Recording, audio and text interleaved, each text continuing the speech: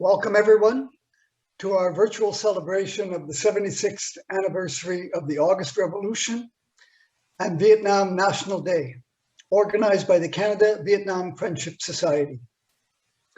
I would like to begin by acknowledging that the places Canadians now call home are the traditional territories of the First Nations peoples who continue to strive for recognition of their hereditary and treaty rights as sovereign nations and peoples. I believe we're still admitting people into the meeting, but anyone who is in the wait room should be able to hear us. I would like to inform you all that this meeting is being recorded. So anyone who is not a featured speaker today, I would ask that you turn off your microphone to minimize the background noise. I would also ask that you do not use the chat function as it creates pop-ups which can be distracting to our speakers. So we invite you to use the Q&A box to submit any questions that you would like to have addressed following the presentations. We have today with us His Excellency PHAM PHONG, Ambassador of the Socialist Republic of Vietnam to Canada. And I'd also like to welcome our keynote speaker, Professor Dr. Pham Quan Minh, and our friends from across Canada, the UK, the United States, and from Vietnam who are joining us here today. So we will begin with a 3-minute documentary on the August Revolution, which includes a revolutionary song.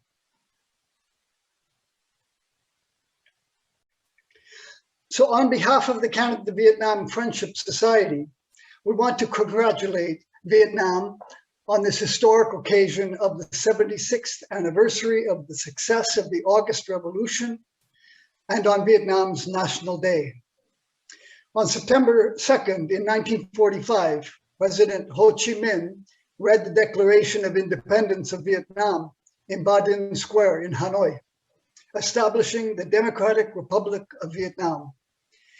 Independence marked the end of 1,000 years of subjugation by China, close to 100 years of brutal French colonial rule, and several years of Japanese fascist occupation.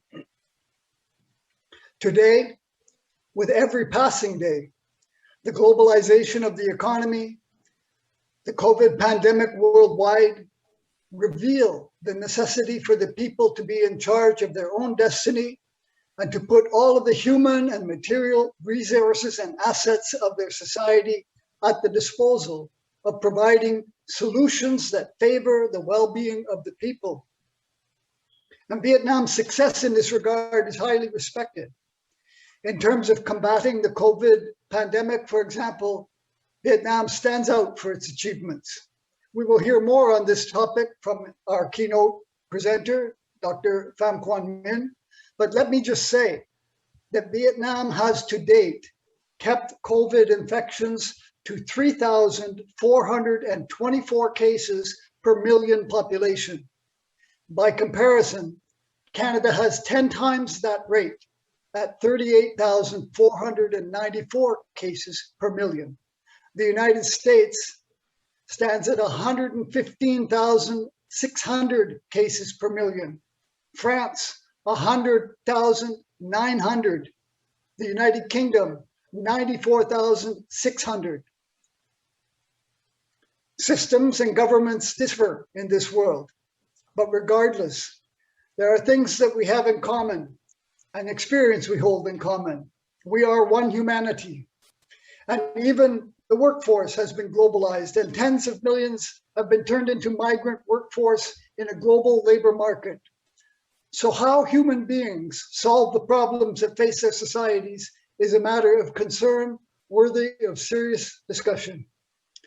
The Canada-Vietnam Friendship Society again congratulates the Communist Party of Vietnam on engaging the entire country in the work of the 13th Party Congress to turn Vietnam into a developed, socialist-oriented nation by the middle of the 21st century.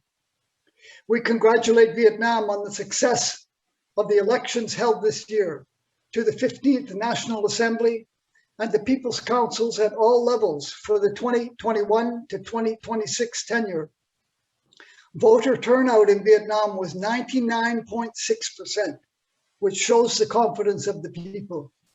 Reuters and other Western media, however, characterized the election as, I quote, tens of millions voting to select a largely rubber-stamped legislature. So on this occasion, we also congratulate the Vietnamese Party, the government, and the people on the 76th anniversary of the success of the August Revolution and on Vietnam's National Day, September 2nd, for achieving independence and sovereignty.